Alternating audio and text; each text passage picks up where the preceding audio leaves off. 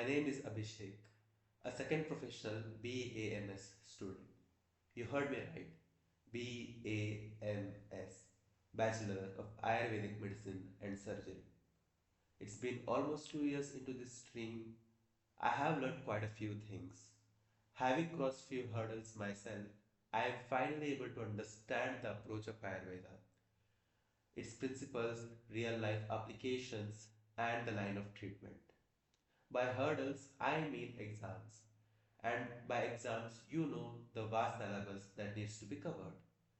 So, through this channel, I want to explain the topics that are taught in Ayurveda and relieve some pressure of students. Before explaining the topics that are involved and going into the syllabus, let's just take a look at what this course offers you. So, let's begin. So, you know, BAMS stands for Bachelor of Ayurvedic Medicine and Surgery. So, before joining this course, you all had doubts, right? So, this video mainly focuses on clearing simple doubts such as what this course stands for, what we learn in this course, what are the subjects that we study in this course, and how long this course lasts, internship, and the mode of teaching.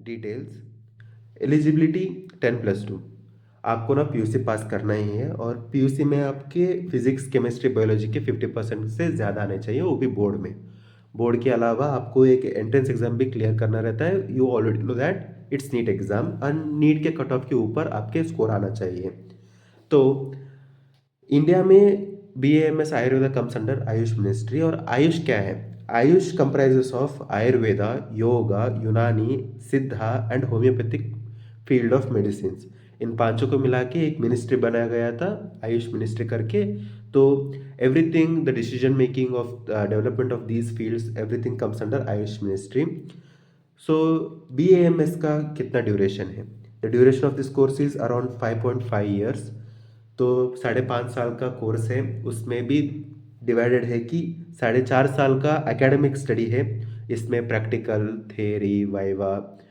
Exams and postings clinical studies ये सब रहता ही है you know the academic study and 1 year का mandatory internship रहता है जहां आपको काम करना रहता है you will be posted to different departments different hospitals clinics जहाँ पर आप प्रैक्टिकल नॉलेज आपके जो भी एकेडमिक स्टडीज़ या थियरी नॉलेज था ना उसको प्रैक्टिकल में अप्लाई करोगे सीखोगे काम कैसे होता है और you will B exposed to the real world or further the 4.5 years is divided into 3 phases of each consisting of 1.5 year एक एक फेज एक 1.5 साल का रहता है 1.5 ईयर का रहता है तो 18 मंथ्स का ये एक फेज रहता है so you have 3 phases equivalent to 4.5 years तो first professional BAMS first phase है second professional BAMS second phase है third professional BAMS third phase है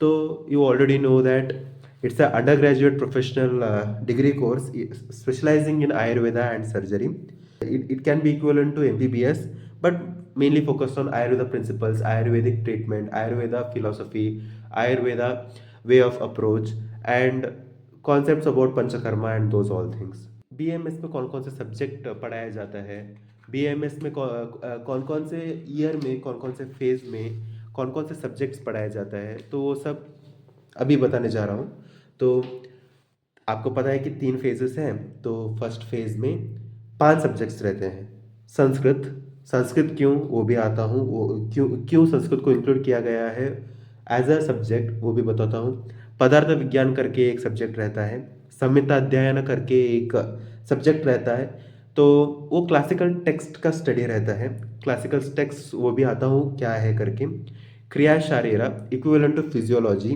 रचना शारीरा इक्विवेलेंट टू एनाटॉमी तो these are 5 subjects in first year second professional BAMS में 6 subject रहते हैं 6 subjects स्वस्थ वृत्त पहला सब्जेक्ट है that is equivalent to preventive and social medicine PSM that is studied in MBBS रोग निदान इक्विवेलेंट टू पैथोलॉजी अगाध तंत्र फॉरेंसिक मेडिसिन एंड टॉक्सिकोलॉजी रसशास्त्र एवं वैशिज्य कल्पना फार्माकोलॉजी एंड द्रव्य गुण हर्बल फार्माकोलॉजी। और संहिता अध्ययन टू रहता है जो कंटिन्यूएशन ऑफ क्लासिकल टेक्स्ट के स्टडी।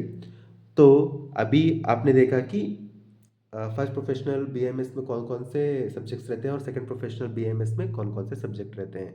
तो let's continue to the third phase में कौन कौन से सब्जेक्ट्स रहते हैं।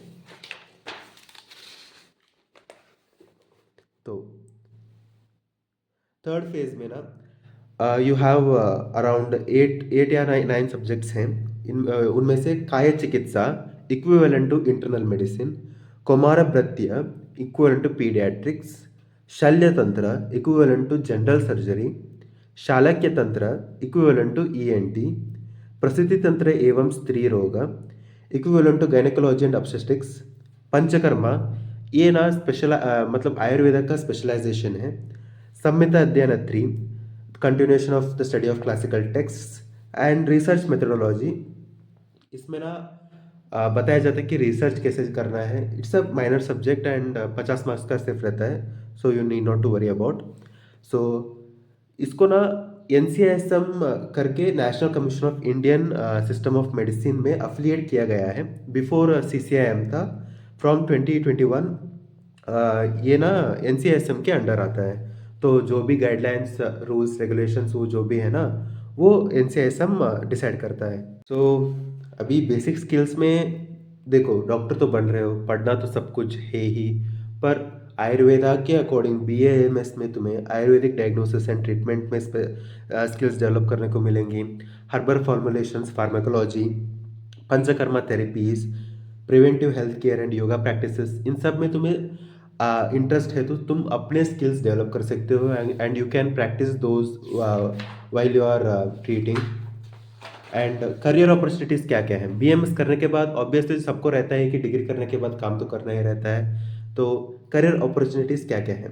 तुम एक आयुर्वेदा फिजिशियन बन सकते हो and you can start your own practice, clinic डाल सकते हो। You can join Ayurveda hospitals खोल सकते हो। You can become a doctor, Ayurvedic pharmacist and researcher. देखो आयुर्वेदा में फॉर्मुलेशंस जो भी आप सीखते हो ना सेकेंड ईयर में द्रव्य गुण में और रसशास्त्र में, you can research on those and you can start your own company और you can start your own business of preparing medicines and researching about those medicines and inventing new formulations also। Lecturer और professor in Ayurveda college, obviously आप अगर आपको practice करना नहीं है और आपको सिर्फ लेक्चरिंग करना है या सिखाना, आपको टीचिंग अच्छा लगता है, तो you can obviously become a professor by any means. And government health care services, Ayush department RMO, registered medical officers और मेडिकल ऑफिसर बन सकते हो आराम से। वेलनेस एंड लाइफस्टाइल कंसल्टेंट, अभी ट्रेंड है कि people want to improve their lifestyle, they want to inculcate good practices into their life so that their health remains unaffected and they remain healthy। तो wellness and lifestyle consultant भी बन सकते हो। Yoga instructor, yoga तो अभी आपको पता ही है कि कितना फेमस है। तो सेकेंड प्रोफेशनल में स्वस्थ वृत्त सब्जेक्ट में योगा भी सिखाया जाता है। तो you can become a yoga practitioner and instructor too. और आयुर्वेदा में आप कंपनी या कुछ रिसर्च या कुछ भी करके you can create your own products and you can become a entrepreneur. तो और पंचकर्मा थेरेपिस्ट भी आराम से बन सकते हो बिकॉज यू आर ट्रेन्ड और you are specialised in Panchakarma therapies in Ayurveda itself. तो संस्कृत क्यों, राइट? फर्स्ट प्रोफेशनल BMS में आपने देखा कि फर्स्ट सब्जेक्ट संस्कृत है। To include Sanskrit as a subject, क्यों?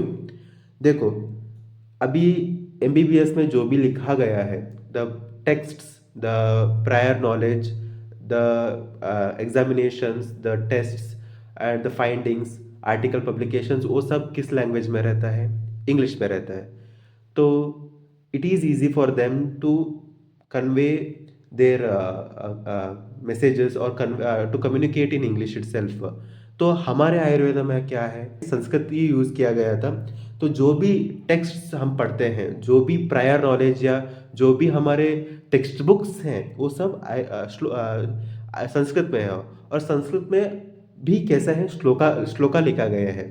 तो it becomes a necessity for us to learn the grammar of grammar and to hone our Sanskrit skills and to understand the text in a better way. इसीलिए संस्कृत को implement किया गया है as a subject. तो the basic principle, सभी medical field के principle यही रहते हैं कि let's treat the patient and let's cure him. तो in a similar way Ayurveda का एक श्लोका में बहुत स्वीट से लिखा गया है, द प्रिंसिपल ऑफ आयुर्वेदा स्वस्थस्य स्वस्थ रक्षणम आतुरस्य विकार प्रशमनम च। देखो, स्वस्थस्य स्वस्थ रक्षणम का मतलब protect the health of a healthy person. अभी वो हेल्दी है तो उसके हेल्थ को बिगाड़ने से पहले इंप्रूव कैसे करे या मेंटेन कैसे करे, that's the aim of Ayurveda. And in case if he gets diseased आतुरस्य विकार प्रशमनम च। In case the person gets diseased, let's cure him. Let's bring back his body to equilibrium state through aushadha, ahara, vihara, those all things, etc. So it becomes a necessity for us to uh, learn Sanskrit and implement the grammar, grammar, and understand shlokas in a better way through our Sanskrit skills. Sanskrit किस लिए पढ़ना है ये आपको पता चल गया। पदार्थ विज्ञान में क्या क्या है, तो this is a typical clinical approach of Ayurveda. Ayurveda के जो भी क्लिनिकल अप्रोच है वो सब पदार्थ विज्ञान में सिखाया जाता है। संहिताध्ययन में क्लासिकल टेक्स्ट मतलब क्या, 3 टेक्स्ट आते हैं, चरक, सुश्रुत और वाग्भट करके। ये बृहत्रयीस मतलब ये these text are considered to be great. और माधव निदाना और 2-3 टेक्स्ट आते हैं जिनको लघुत्रय मतलब लोअर टेक्स्ट कहा जाता है। तो these are the foundations of Ayurveda. जो ये 3 क्लासिकल टेक्स्ट बोले ना मैंने, Charaka, Sushruta, Vagbhata, these are the pillars foundation of Ayurveda. जो भी दूसरे स्कॉलर्स ने लिखे हैं, जो भी दूसरे फिलोसोफर्स ने टेक्स्ट लिखे हैं, वो सब इसके बेसिस पर ही है। तो it becomes a necessity for us to learn what the principles that Ayurveda has implemented. So संहिता अध्ययन सिखाया जाता है। क्रिया शारीरा, क्रिया मतलब आपको पता ही है कि वर्क, बॉडी कैसे काम करता है, and how does a body work is explain in physiology. So आपको मॉडर्न का फिजियोलॉजी भी पढ़ सकते हो और क्रिया शरीर भी पढ़ सकते हो।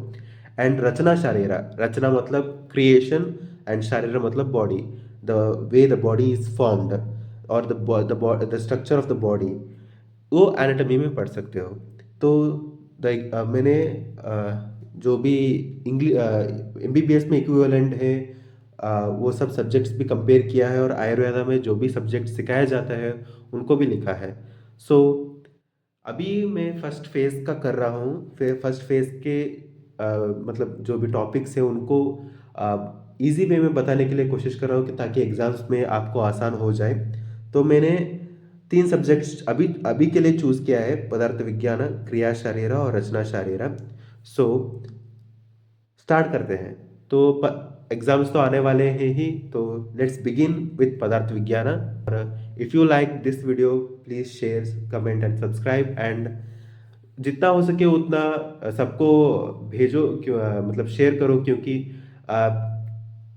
लोगों को पता ही नहीं है कि BMS में क्या क्या है। तो इतना बेसिक इन्फॉर्मेशन अगर उनको समझ आ गया, अगर इतना बेसिक इन्फॉर्मेशन उनको प्रायर से पता है, तो it will be easy for them to choose this field and to understand this field a little better way, right? So let's see in the next video. Thank you.